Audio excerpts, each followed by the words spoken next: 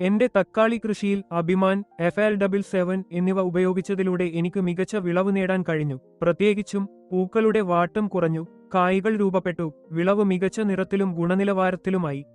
ഞാൻ FL77 ഉപയോഗിക്കാൻ തുടങ്ങി. ഏകദേശം 15 ദിവസത്തിലൊരിക്കൽ ഇത് പ്രയോഗിച്ചു. തുടർന്ന് തക്കാളി ചെടികൾ സമൃദ്ധമായി പൂത്തു, മുമ്പത്തെ പൂക്കളുടെ വാട്ടം ശമിച്ചു, കായ്കൾ രൂപപ്പെട്ടു, ഗണ്യമായി മെച്ചപ്പെട്ടു.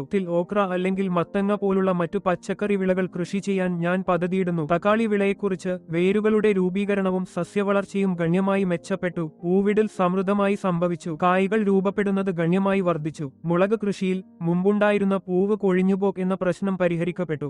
മഞ്ഞ് കാരണം പൂക്കൾ വാടിപ്പോകുന്ന പ്രശ്നം കുറച്ചു. തൽഫലമായി വിളവ് വർദ്ധിച്ചു, ഞങ്ങൾക്ക് ഉയർന്ന നിലവാരമുള്ള വിളവ് ലഭിച്ചു. മൊത്തത്തിൽ ഈ ജൈവരീതികൾ രാസ ഇൻപുട്ടുകൾ ഉപയോഗിക്കുന്നതിനേക്കാൾ ലളിതവും ഫലപ്രദവുമാണെന്ന് തെളിഞ്ഞു.